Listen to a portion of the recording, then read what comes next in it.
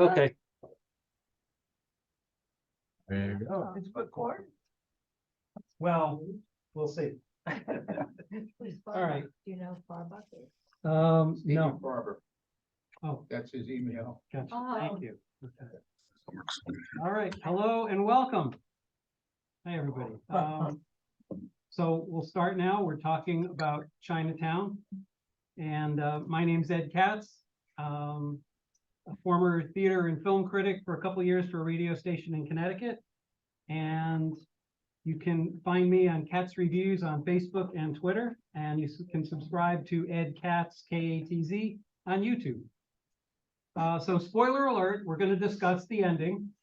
So if you haven't seen it, you're not going to want to hear that until after you've seen it. So want to make sure you all knew that. Everybody who's on Zoom, we got someone else who wants to come in. Ann is coming back in. Can you go get it? Sure. Thank you.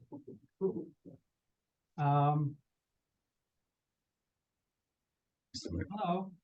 All right. So first off, and I'll get into a whole bunch of things, but first off, just to start off, what we usually do for Chinatown, by a show of hands, how many thought the movie was well done? Hands up. Okay, pretty much everybody. Okay. All right.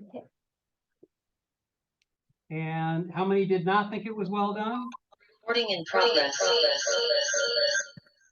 Okay. Okay. All right.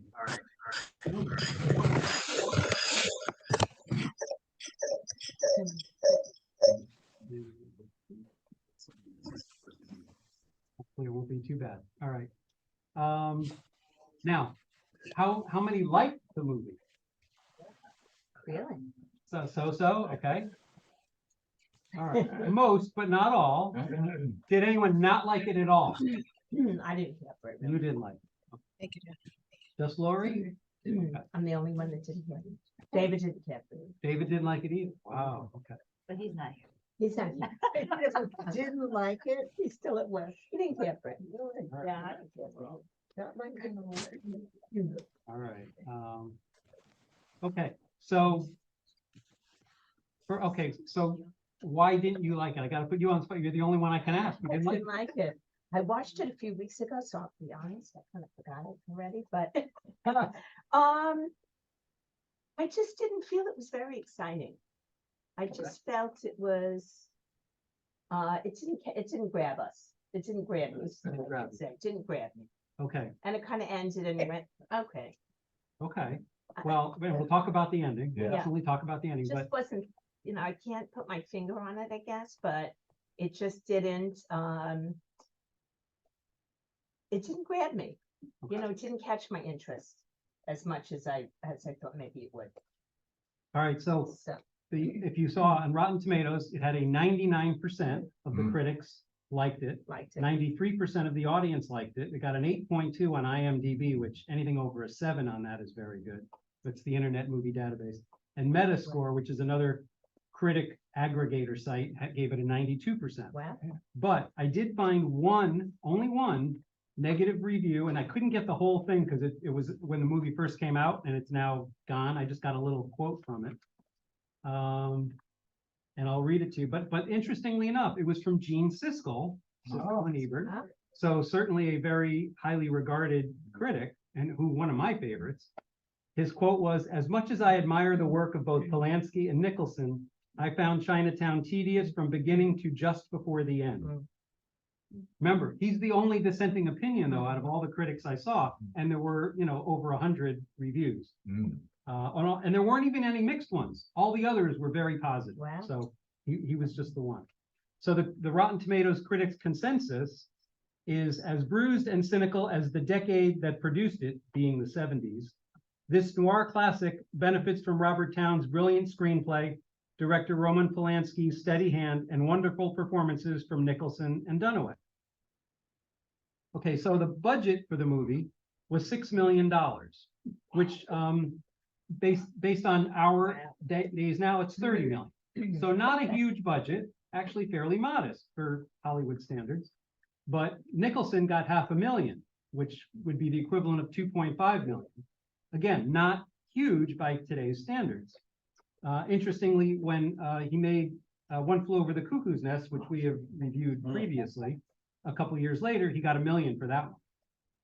Now, Faye Dunaway, you know, now she's not in as much, but she is given, you know, co-top billing if you look at the poster.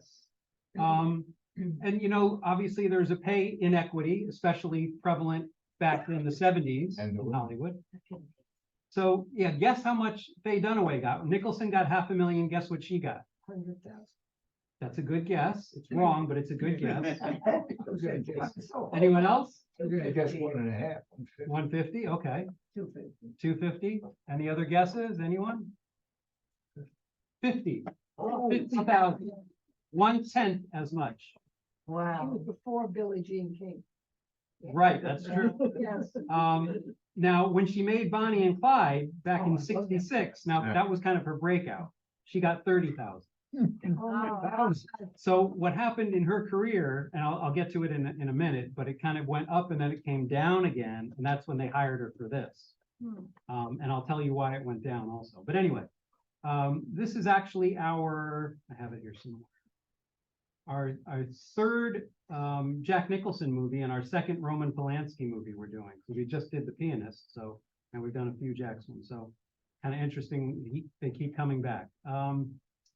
So the producer was, sorry, how much it made it. I meant to tell you how much it made. It made a little over 29 million worldwide, which again is like almost 150 million equivalent dollars. So pretty big hit, and certainly a great return on the $6 million in investment. The lead producer was Robert Evans. And anyone want to guess how many wives Robert Evans had? And I'll even give you, if you're within two. 6. You got it. He was 7. So you're within the margin of error. The one most of them were a year or two, but he was married to Ali McGraw for about 4 years, and that was his longest marriage. She was originally going to be cast in the Faye Dunaway role, but she broke up with him shortly before this, and she was out. The other main producer was C.O. Erickson, whose name I wasn't really familiar with, but he was a producer on a lot of movies you've heard of: Groundhog Day, Project X with Michael Broderick, The Lonely Guy with Steve Martin, Fast Times at Ridgemont High, and Urban Cowboy. Now, they did actually make a sequel to this movie. Does anyone remember it or know what it was called? Yeah. Something like the other Jake. Close, very close. The two Jakes. The two Jakes. It took several years to get made because there were a lot of ups and downs and starts and stops, and the director ended up being Jack Nicholson because it didn't work out with a couple other directors, so he took it on. If you notice, Nicholson never ever played another detective role because he only wanted to be remembered in that role for by this movie. He didn't want to taint it and have the audience get, I guess, a little confused. So the two Jakes came out in 1990. Remember, this movie was 74, so it was a long time to get it to happen. It didn't do badly in reviews, 66 on Rotten Tomatoes, 73 by the audience, but it cost $25 million to make and only made $11 million.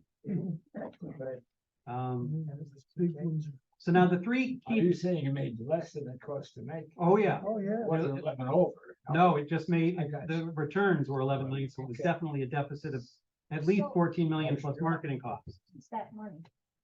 The producers and the studio And investors. and the investors, the producers, yeah. So the key people who were involved in the creative part of this movie, Nicholson, Robert Evans, and the writer Robert Towne, fought a lot about a lot of things having to do to make this movie and also the two Jakes. I'll get to some of that in a bit, but let me give you a little background on Polanski because I wanted to make sure to cover that. We've covered him before. Background on him. There's a lot of background on him. He did win an Academy Award. He's won 2 BAFTAs, which are the British 10 Caesars, 2 Golden Globes, and 1 Palme d'Or for the Cannes Film Festival. But but it's important to remember that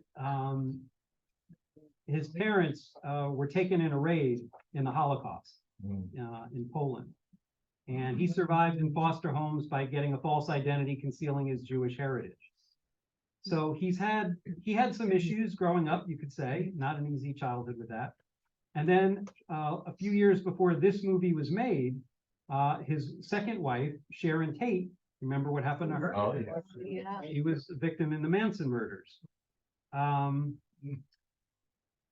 And then, of course, he had the issue where he's still apparently listed as a fugitive in the United States for unlawful sexual intercourse with a minor.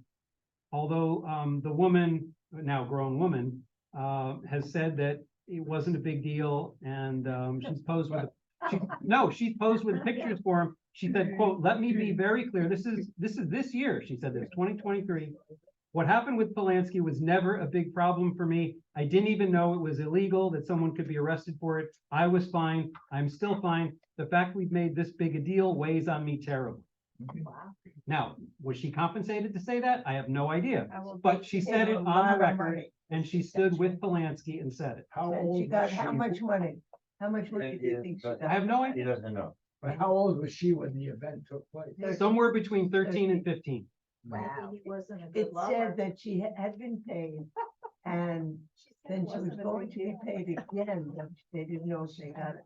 But it was $650,000 on the second round. So I'm sure the first round in those days was pretty hefty. Okay, I So, don't know. I didn't see anything about that. Mhm. They did make a documentary on Polanski called Roman Polanski, Wanted and Desired. Mm. It's got a, let's see, 85% on Rotten Tomatoes. So it's apparently a good document. I have not seen it, but it's apparently a good documentary. Some of the films he's made that you know, besides The Pianist, of course, right after he made Chinatown, not right after, because it took a few years, was Tess, terrific movie, Tess with Nastassja Kinski. Rosemary's Baby was before it, big movie with Mia Farrow. Repulsion in '65 with Catherine Deneuve, and he did make a highly regarded adaptation of Macbeth in 1971. So regardless of his personal issues, he's generally a terrific filmmaker. I mean, he's had some duds too, but he's got some great movies. Okay, anyone have any comments from Zoom on Polanski you want to say? Anything? Okay. All right, we'll continue. Jack Nicholson. Anyone want to guess how many Academy Awards Nicholson's been nominated for? Hey, Keep going. 12. 12. He has set the record for males to be nominated for Oscars. He has one. He has one. He won for Cuckoo's Nest Yep. and for As Good as It Gets. Oh, And he won Best Supporting Actor in terms of endearment. Oh, I forgot about that. Oh, he was great in that. So Not The Shining? Not The Shining? no, not The Shining, but He you know, was so horror movies good. never get any love Yeah. from He was so good the at that. Oscars. He was phenomenal in that. Yeah. Yep. And you know, he kind of got started. What really was a breakout role for him. Anyone remember kind of his breakout? He had a funny offbeat role in an independent Roger Corman movie that became famous more as a play, Little Shop of Horrors. Remember it? Oh. He was I can't remember if he was the dentist or the patient in the movie. But that was him, and it, you know, that was a bit part. But his big breakout was in Easy Rider. He played like a low budget lawyer, essentially, who gets killed in Easy Rider. But that kind of really kicked off his career. It was very highly regarded role and performance there.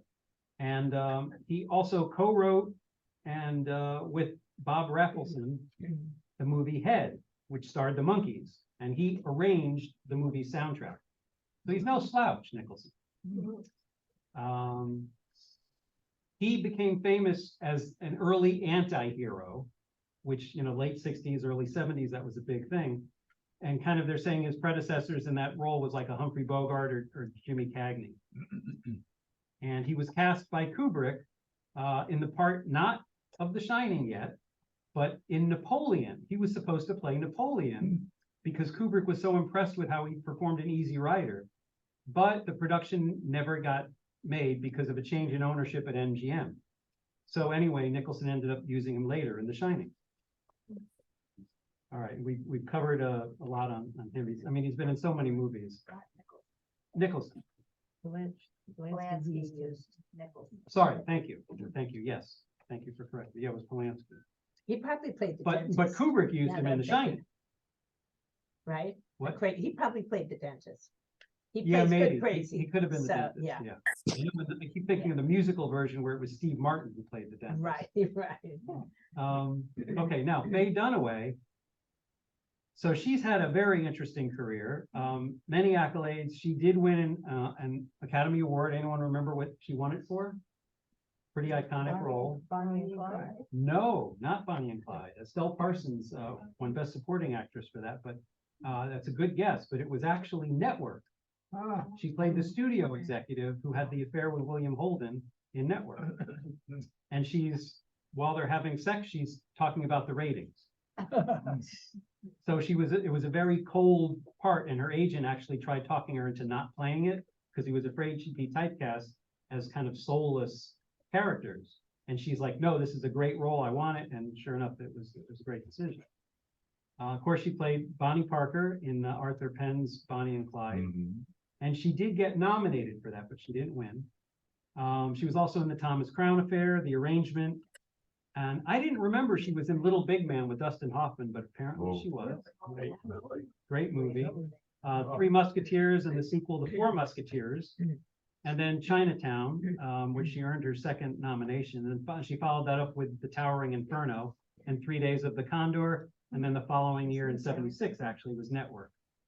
And that's what she wanted. Then of course she sort of had a very controversial role in 1981, Mommy Dearest, where she played Joan Crawford. That's right. Now she had several romantic relationships. Some guy named Jerry Schatzberg, I'm not familiar with him, but also Marcello Mastroianni. And she married twice.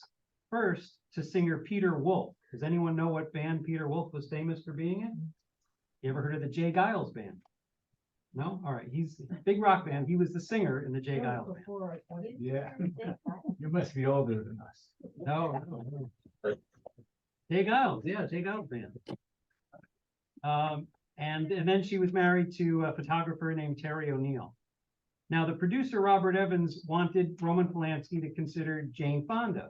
And he argued that Dunaway had a reputation for a bad temperament, which is why she only got the $50,000. I know that had a lot to do with it. Polanski insisted on Dunaway.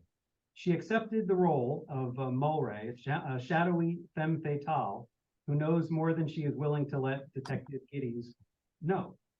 Now, Dunaway got along, this is all from IMDb. Dunaway got along well with, no, this is from Wikipedia, with Nicholson, describing him later as a soulmate, but she clashed with Polanski, who had a reputation for being dictatorial and controlling on a set. And there's a quote from her.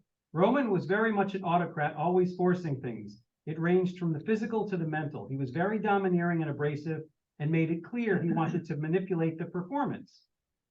Well, he's the director. She goes, that approach has never worked with me.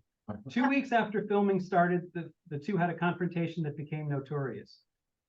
They were setting up a shot, and without saying anything to Dunaway, Polanski pulled one of the hairs out of her head without saying anything because it was in the light, it was catching the light. She was offended, describing his act as sadistic, and left the set furiously. She said later, it was not the hair, it was the incessant cruelty that I felt, the constant sarcasm, the never-ending need to humiliate me. Years later, both shared their admiration for each other, with Polanski saying their feud was not important, quote, it's the result that counts, and she was formidable.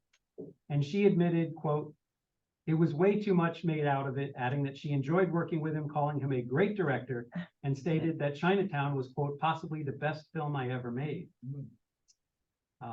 There was also another story, but I'm not seeing it here, but I know it's in the, when I get to the trivia section at the end, it'll be in there. So Robert Evans later was in full praise for Dunaway, quote, she has everything, beauty, talent, neurosis. She's one of the great strange ones. When the lights go out and that face comes out of the dark and she looks at you with those big mysterious eyes, I tell you, it's a very compelling thing. she has something we haven't seen on the screen for a long time. She has witchery. She's a femme fatale. So you can understand him praising her later after being hesitant to cast her, if that was his impression. Now my notes, I want to talk about the photography because I thought the look of the film was fantastic. It was, the studio tried giving Polanski someone else to use for cinematography, and he picked John Alonzo, who was relatively new, became very famous for a bunch of movies later. But I thought he had a great look, and if you even saw the opening credits, it looks like one of the black and white Humphrey Bogart detective movies, right? Right. And the music that Jerry Goldsmith wrote in 10 days, supposedly. He got called in late to do it because they had some issues with who was supposed to do the music. They bring in Jerry Goldsmith. He's got 10 days to do it, and he scores the whole movie and gets an Oscar nomination for it. All right, so then, of course, we have an early role for Burt Young when the movie first opens. Remember, you see the pictures of the black and white photos of the couple caught in flagrante, whatever you want to say about it. And there's a guy crying because it's his wife in those pictures with some other guy. The guy is Burt Young, who played Rocky's best friend. Curly, right? He was Curly in the movie, yep. And of course, John Huston. What's John Huston's name in the movie? Do you remember it? Right. And his first name?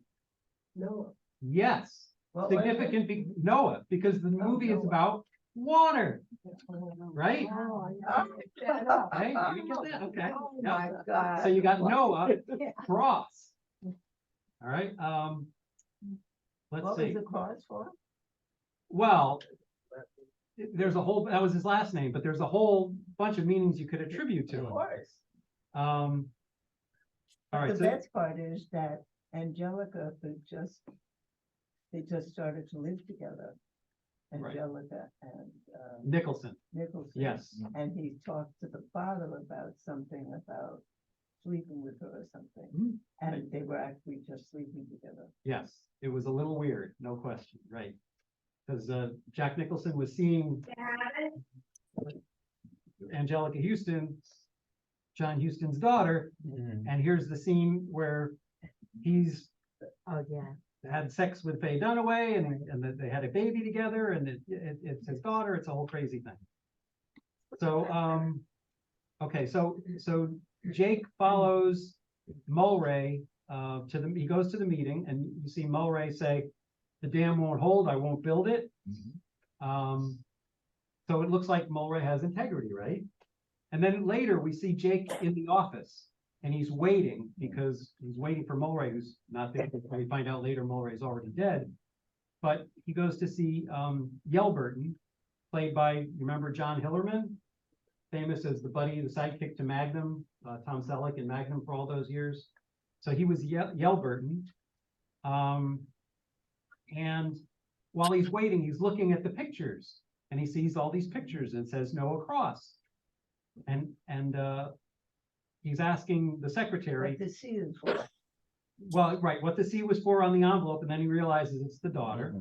But when he's in the office still, he's seeing all the pictures of Noah Cross and Mulray, and he's asking the secretary, who her facial expressions were great. You could tell she had such contempt for this private eye who was bothering her.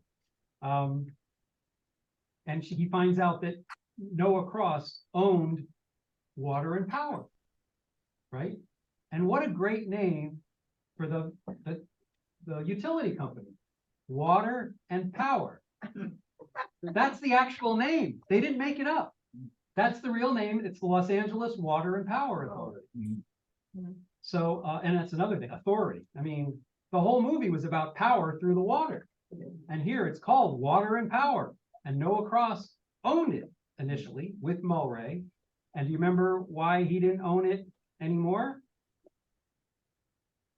The secretary said it. Mulray talked him into finally selling it back to the city. Yes. Because people deserve to be in control of water, which Cross didn't obey, but No. and obviously they had issues, and that's why Mulray ended up drowned.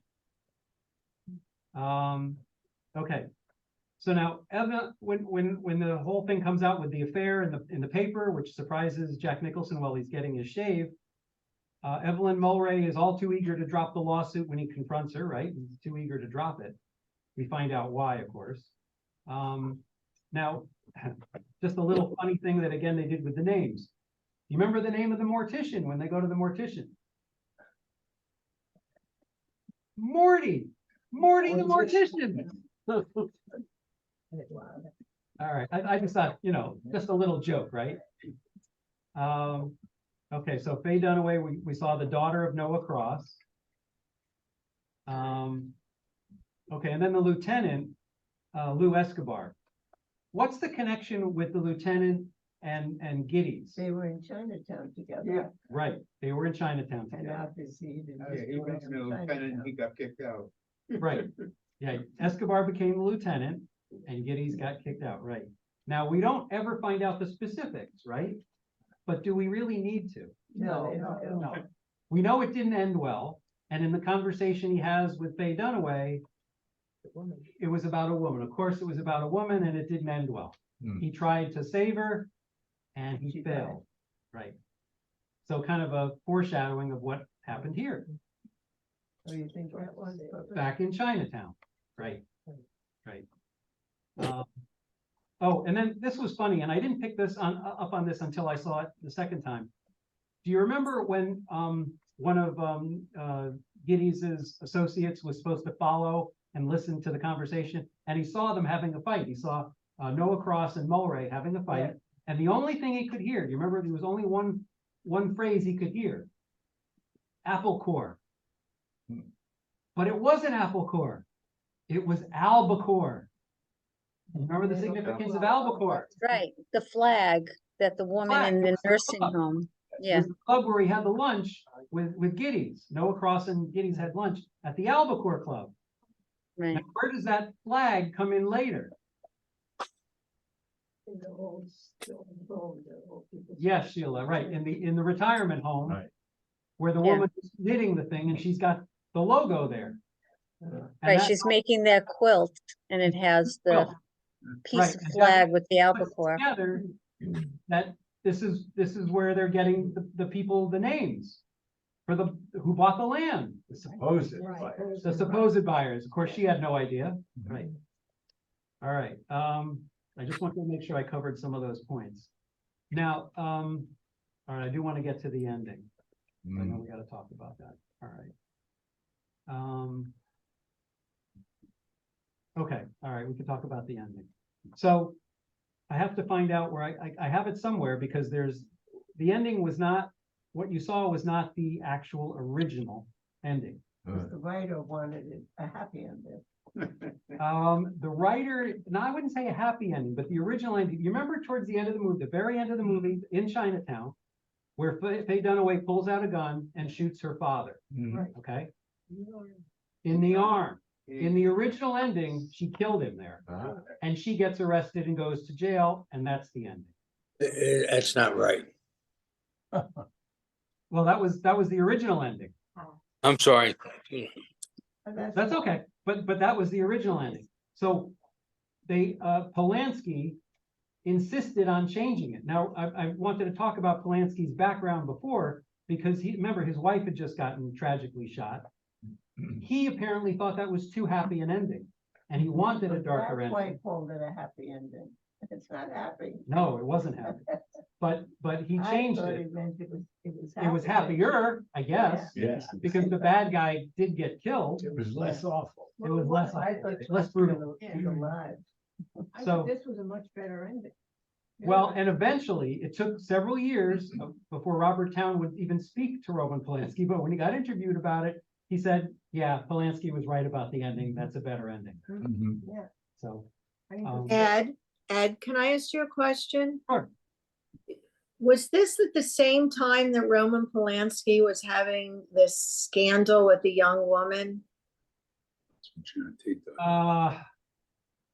It had to be afterwards, because he made this movie in America, so it had to be shortly after. Yeah. Because the It- guy, the father who had incest with his daughter, Yes, kind of got away with it just like you're saying he got Totally away. got away with it. They got away with everything Yeah. until he got shot. And also, They aren't. Yeah. and also Jack Nicholson couldn't save her, just like in Chinatown, just like he couldn't save the woman before. Tell Exactly. me, did the granddaughter, well, who was really his daughter, Sister. you Yeah, know? but that was terrible that Yeah, he got yeah. her. Yeah, he ended up getting it. He got everything. I thought that She was didn't awful. know. I don't think she knew. I don't think she knew ahead of time, but I think at the end, she probably figured something out about it because of what happened and the way her mom was reacting. Mhm. I think, she may have gotten a clue about it there. Obviously, seeing all that and then her mother getting shot right next to her, she's a mess. She was in shock. It was tragic, right? a little challenged. Yeah, I Bacon. wondered about that. I She did thought, not seem yeah, all she there. did not seem All there. what would be considered normal, Uh-huh. normally functioning. She did not seem normally functioning, right? But they had her hidden too. They didn't- Yes, exactly. She was sort of She had the normal stowed away. childhood. Right, she didn't have a normal childhood at all, and it's not gonna be normal now, right? Because he kept calling her his granddaughter, but she wasn't his Both. granddaughter. Well, she was and she wasn't, Yeah. yeah, right, His daughter's daughter? It's his daughter. okay, oh, that's just the truth, all right. I did wanna get, all right, so, the other thing, so when Faye Dunaway gets shot, do you remember where she got shot? In the car. Right, on her, where she got shot, Back of the head. In her head, I Back of the head. right? You remember at one point earlier, she put her head down on the steering wheel and the horn honked briefly. And then when she was shot, her head hit the Right. steering wheel and the horn just went on and on Yes. and on. Exactly, another foreshadowing event, very good, Amy, you got it, yep. But also, the bullet came through her eye. I'm sure Who looked? you probably looked I away, didn't. but they showed it. And it's interesting, Well, I didn't look. her left eye, which Anne noticed, which was the one when they had the sex scene, Jack Nicholson commented on her eye. being Oh, different. her eye, right. Right, right. Which she called, I think, the dead spot. Yeah. Yeah. Foreshadow. Okay. So, kind of interesting there. But I thought that was Polanski's slight homage to Bonnie and Clyde because there was an ending that way. That's how Estelle Parsons died, shot through the eye. So I thought there was a little, a little thing with that too. So that's just my interpretation. I can't swear to it, but he may have been inspired by it. Okay. So, I'm pointing out the ending and why he made it darker because of his background with all the issues he had with things not working out so well in real life. Now, did people know Roman Polanski was actually in this movie? Yes. Yeah, he's the one that had the knife and cut his nose. Right, he's the one who cut Jack Nicholson's nose. Right. That- He had the two little scenes, the one there and then one, he comes back briefly later at the end, in the retirement home. Right. So, there were supposed to be other people playing it. He ended up doing that himself. Ed, Yes. I have another question for you. So, I saw Faye Dunaway's breast. Was that the first time she ever played a nude scene? Anything on that? I don't know, but she did in Network too. It was very similar, actually very similar the way it was shot, very similar in Networks. Yeah, so I don't It know. was kind of discreet. I didn't think it was all that noteworthy. Right, it wasn't like a full frontal thing. It was all side views and whatever. Yeah, I was just wondering, because she did, she said Polanski was hard on her. I just wonder if there's any information on how that scene was shot and how she felt about it. Had she done it before? Well, Only back got then, they 50 grand. didn't have the intimacy coaches that are required now. It's a little different, a little different. Yeah, And he only liked 13-year-olds anyway. He said, he had a whole long speech about how he liked young girls. Everybody liked. How early on were other nude scenes? I was surprised to see her breast. thinking, Oh, like, no, here there it were was. nude scenes in the 60s. Yeah, My mother let me go. right. I didn't think it was that big a deal.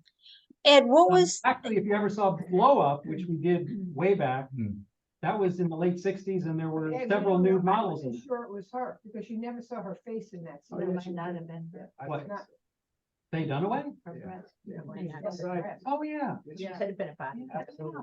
Because you could see her face, yeah. It was the side that you saw her face. Yeah, no, she was turned, yeah, no, I it was saw one it take. enough to know. Yeah, why are you making such a big deal about? sorry, Amy.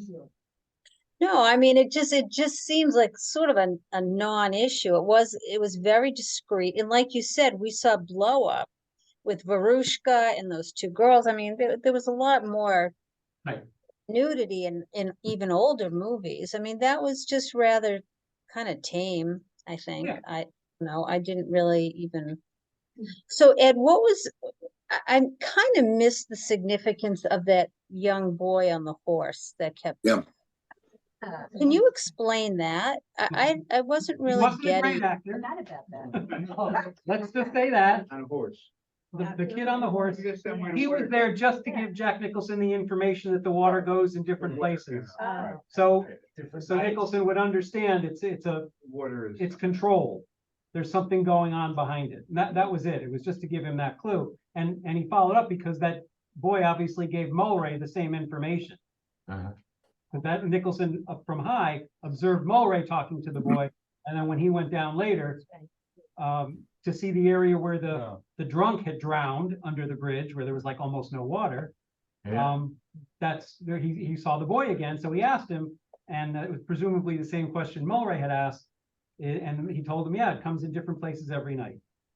And then the kid rides off without another word. So he Without was just much expression. randomly there. He was just randomly. That's where he goes to walk with his horse, you know. Yeah, He just says the horse to just go over. very the random. rock, but that's what he did.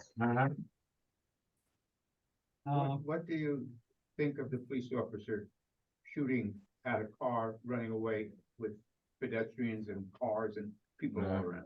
Because it was supposed to be 1937. And you're allowed to do that? You could do that in 1937. You can't do that now. Right, right, exactly. And of course, he happened to be a great shot. That was a hell of a Because if shot. you saw, Nicholson stops the other one, Yep. flew from shooting, and then that guy then has a clear shot and he takes it and that's it. Okay, so I had some notes from some of the critics. In Variety, A.D. Murphy, who was one of my favorite reviewers who reviewed everything in Variety, and I used to read it all the time. He wrote, Roman Polanski's first American-made film since Rosemary's Baby shows him again in total command of talent and physical filmmaking elements. A guy named Mike Massey, I'm not familiar with him, he wrote The Epitome of Contemporary Film Noir. Brian Eggert in Deep Focus Review, and this was in 2012, I believe, when a DVD package came out on it. Polanski's predilection for obsessive detail, fatalistic and ironical conclusions, and unconventional storytelling transform the result into an unforgettable and unique motion picture that embodies classic detective film noir 30 years after its zenith. Simon Weaving from Australia wrote in Screenwise in Australia, it was with Chinatown that Nicholson made the world sit up and notice. He's in every scene of this film, and he fills the frame with that heady mixture of knowing charm and explosive energy. Tom Milne, Sight and Sound in 1974, wrote, Polanski handles the mechanics of the plot with a ruthless brilliance that is immediately involving. What I liked was he intended to make the film from Jack Nicholson's point of view. So every scene we're in with Nicholson, and we only learn what happens when he learns about it. He doesn't learn about it, we don't learn about it, or until then. And even to accentuate that, he even had some of the camera work when Nicholson's driving the car. The camera's in the back seat over his shoulder. And you see as he's pulling up, you see it from his point of view, what he's seeing. When he comes up to the water area where the police are, and they're not letting him pass, he's like, oh, hold on, here, take my card. And he uses Yelburton's card, because he picked a whole bunch of cards off reading from Yelburton. But it's all from his perspective. Hey, And then- Ed, Yes. through most of the movie, Jack Nicholson's nose was bandaged. Yes. It's almost like keep your nose out of Yeah. Is, you know, like what, that was a big thing. His nose was all bandaged up for most of the movie. Well, that's what Roman Polanski's character said to him. What we do to nosy people is we take off their nose. Right. And he kept, you know, like that was a very big thing, this big white bandage on his nose for most of the time. Right. Well, he was scarred, you know, literally. wherever Right. You can see it. Right. Ugh. Did that say that in any of the reviews? All right, Yeah, when he was in bed with Faye Dunaway, I'm thinking, how can she even kiss him with that thing on his nose? It was like this big, God, it was gross. well, she had her own issues, as we know. Yeah, apparently. So that was like a minor thing compared to all the stuff she'd been through with her father. Okay, Philip French in The Observer from the UK wrote, "This film is flawless." He noted Polanski had made Repulsion a few years earlier. He goes, "Repulsion and Chinatown feature troubled men, women in danger, and complicated father figures." Right? Okay. Matt Brunson in Creative Loafing wrote, "An enduring masterpiece with Jack Nicholson giving one of his 4 or 5 greatest performances, and that's saying something." The London Evening Standard in 2013, Derek Malcolm wrote, "Polanski's telling of his tale of corruption in LA is masterly, thrilling, humorous, and disturbing at the same time, and brilliantly played by John Huston, Faye Dunaway, as well as Jack Nicholson." Brian Holcomb, "Beyond all the quote masterpiece unquote rhetoric, this is actually a great movie."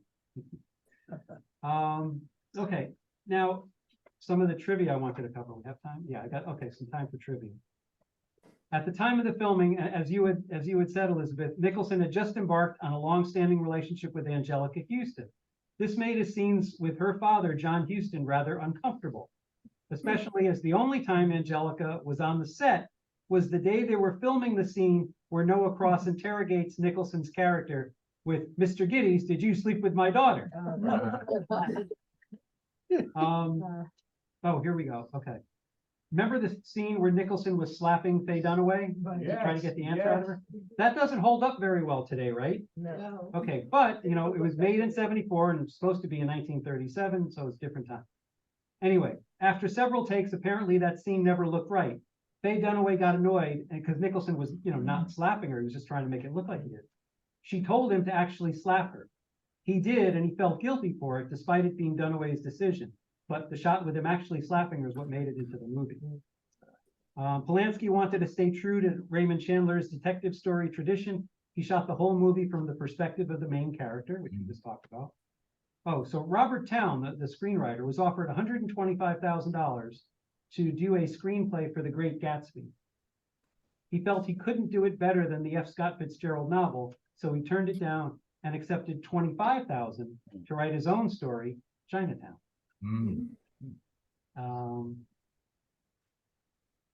Okay.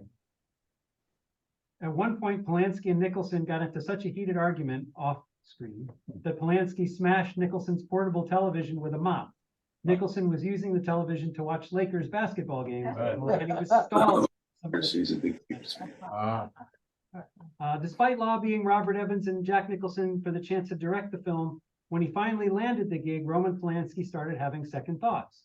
The thought of returning to Los Angeles, where his wife had been brutally murdered 4 years earlier, was too overwhelming for him. Now, also in the original script, Jack Nicholson was supposed to be narrating some of the scenes, which was a big film noir thing. Bogart would narrate and several of the other detective stories.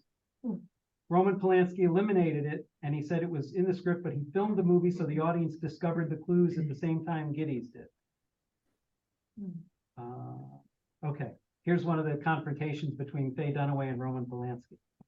They were notorious for their on-set arguments. During filming, Polanski pulled out strands of her hair. On another occasion, when she asked him what her character's motivation was, he exploded. "Just say the effing words. Your salary is your motivation." A big salary. Yeah. Wow.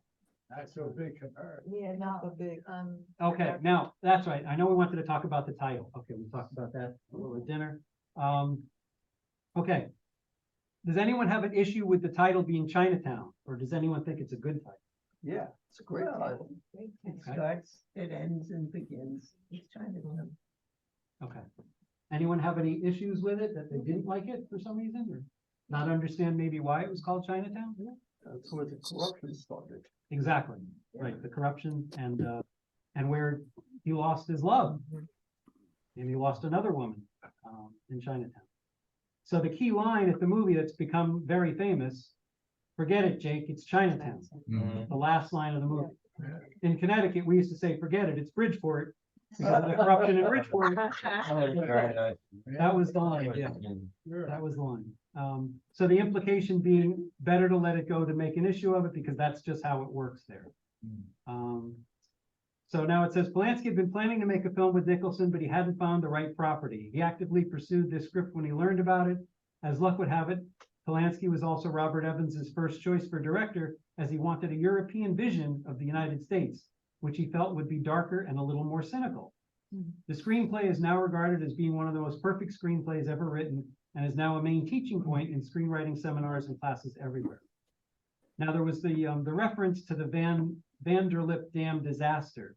You remember Mulray talked Yes. about that? Several times. Which he obviously felt guilty about because he constructed or designed the plans. And he didn't believe it. And it collapsed and people died.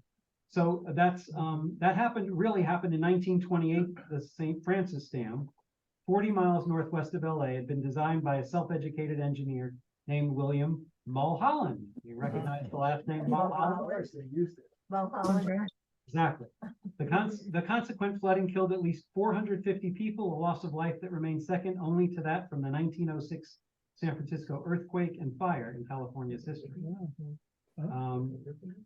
There's a little funny thing at the end. At the end of the film, when Jake says to the police, "Give me 5 minutes," there's exactly 5 minutes left in the film, and that was totally unintentional.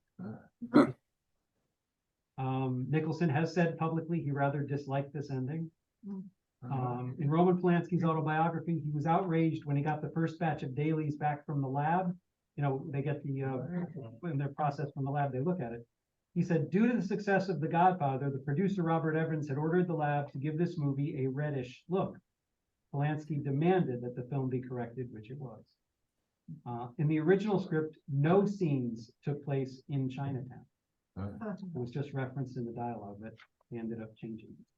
Now, LA's original Chinatown was demolished between 1930 and 1936 to make way for Union Station.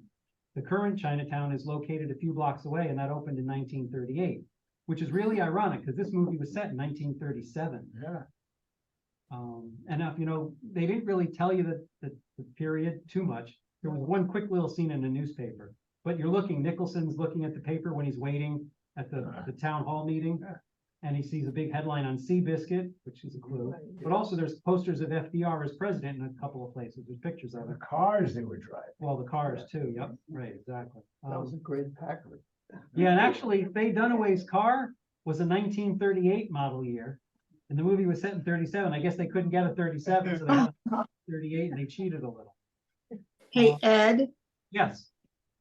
before we end, I had one question I wanted to ask you. I never quite understood who that person was who said she was his wife, who originally went to Jack Nicholson to have her husband. Who was that woman? She ended up dead at the Yeah, she was end. hired by Noah Cross. Oh, gotcha.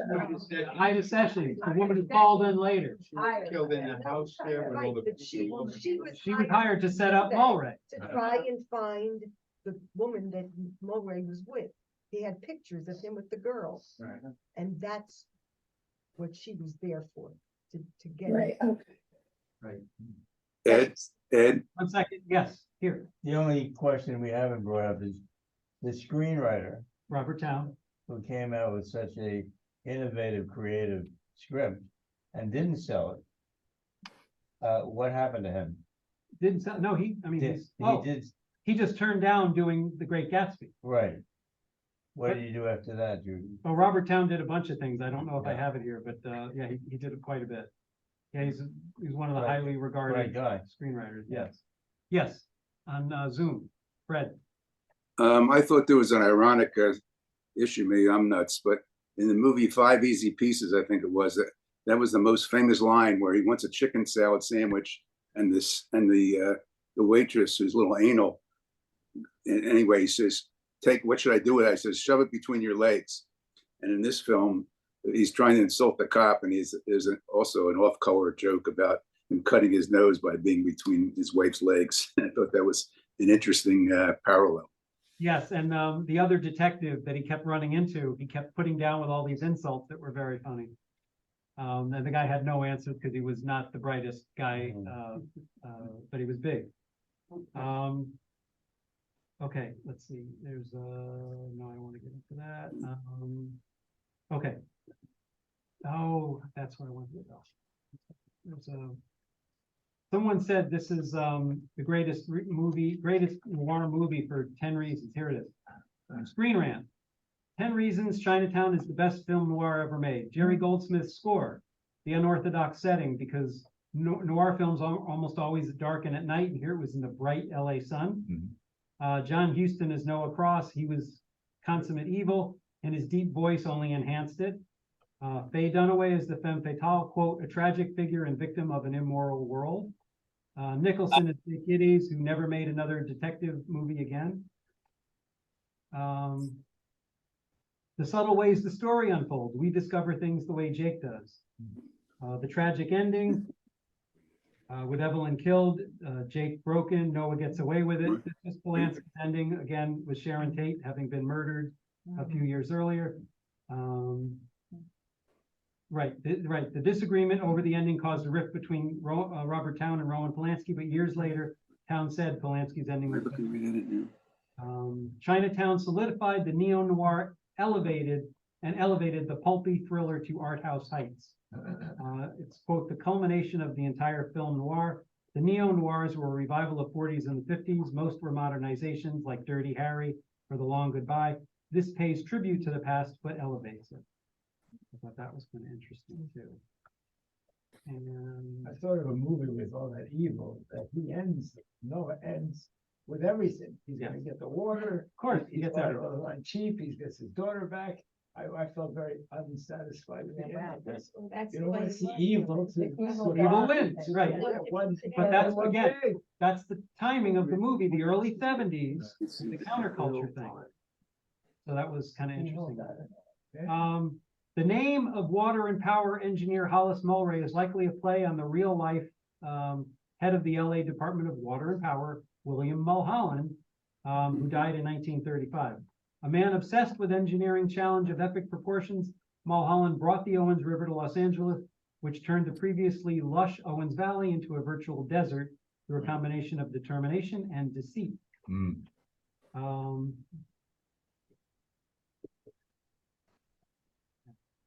Jerry Goldsmith movie was written and recorded in just 10 days, remains the all-time favorite score of the director David Lynch. Philip Lambro was originally hired to write the film's score, but it was rejected at the last minute by the producer, leaving Goldsmith just the 10 days to write and record a new score. However, when it was time to put together a trailer for a film, the studio's marketing department decided Goldsmith's new score wasn't suitable. Lambro, the original guy, was asked if cues from his original score could be used instead. In exchange for allowing his music to be used for the trailer, he asked to retain the publishing rights to his own score. Paramount Pictures agreed on the condition that if the music was ever released commercially, he could not use the title Chinatown. An album with his original rejected score was finally released in 2012 under the title Los Angeles, 1937. Okay, we have the incident about Angelica Houston being there. Okay. This was voted the 4th greatest film of all time by Entertainment Weekly. That goes back to the early 2000s. Greatest? 4th greatest. What? 1, 2, and 3. The only scene in the film in which Nicholson, Dunaway, and Houston appear together is the last scene in the film. And again, it's the only scene in the whole movie in Chinatown. Was the only one in Chinatown? Yeah. So Robert Towne did have some help writing. It was not credited, but he had an uncredited writing partner, his old college friend, Edward Taylor, that he paid because he realized himself he was an excruciatingly slow writer and Taylor, quote, would help, unquote, especially as he labored under the intense pressure to complete it by the deadline. No, oh, wait.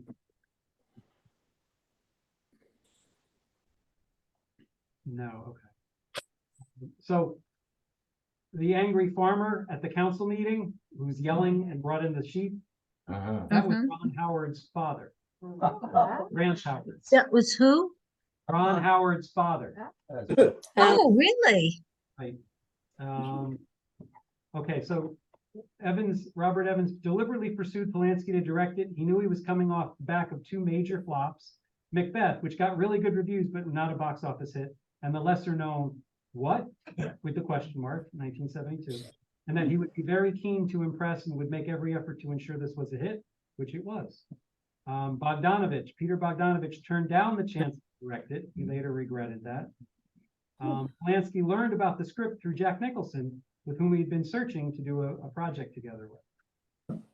Nicholson improvised by having his name, Jake Gittes, written on the shirts he used in the movie. And that he did it because he said it would make him easier to enter the character. John Huston was offered the chance to direct the movie, but decided not to. Put in the National Film Registry in 1991 for being culturally, historically, or aesthetically significant.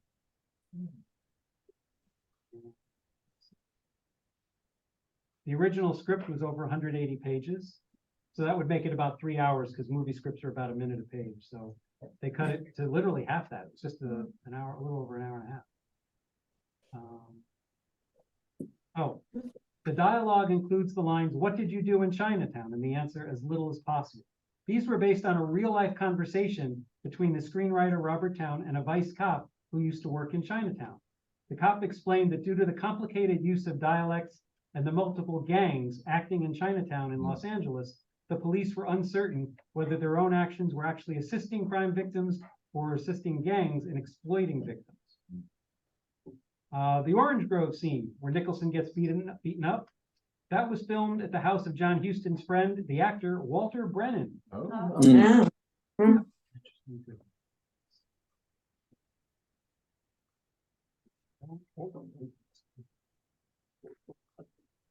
Okay, so here, Robert Towne, we got a little on him here, the writer. He was a frequent collaborator with Roger Corman, who makes all the low-budget movies in the early 60s. His main claims to fame in Hollywood were The Tomb of Ligeia, 64, serving as a script doctor for Bonnie and Clyde, and he was a script doctor for The Godfather. Okay, so we talked about the nudity.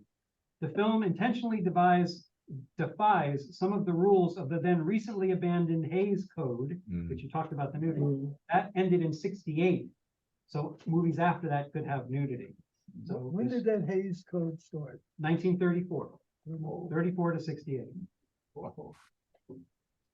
Yeah. I remember seeing some Eddie Cantor movies prior to 1934. Where girls are being chased through. Right, that's right. Wow. They were allowing that? That's before the Hays. Yeah. The Forget It, Jake, It's Chinatown line was voted number 71 of the 100 greatest movie lines by Premiere Magazine in 2007. Okay, of course, Noah Cross, a reference to the biblical Noah with all the associated connotations about water. Ralph Bellamy turned down the role of Noah Cross. This is one of Christopher Nolan's favorite movies. In the 70s, just to give you an idea of all these conspiracy movies, Executive Action, Clute, besides Chinatown, Cutter's Way, that was actually 81, Telephone, Water Kills, interesting given this movie, The Conversation, which if you've never seen it, Francis Ford Coppola directed, Gene Hackman, phenomenal low-budget movie. Yeah, it's a good movie.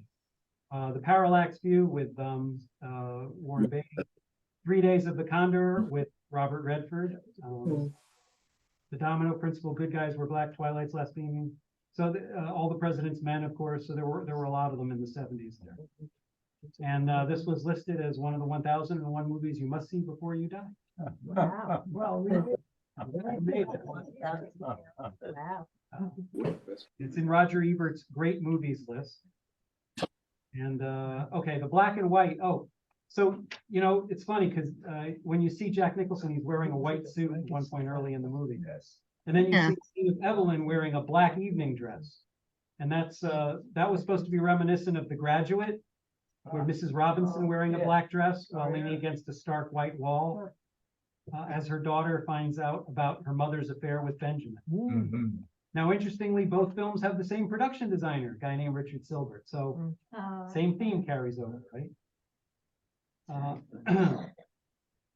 Okay, so the original cinematographer, Stanley Cortez, who worked on a lot of psychological dramas, but Polanski grew frustrated with his slow process and his old-fashioned compositional sensibility. And he wasn't very familiar with the Panavision equipment, which they were using for the movie. So he fired him and replaced him with John A. Alonzo, who was known for his minimalist style, who started his career filming documentaries for National Geographic. Oh. Here's what I saw. Jane Fonda turned down the role of Evelyn Mulwray. And Robert Evans was pushing for her because he didn't want to use Faye Dunaway because of her temperament reputation.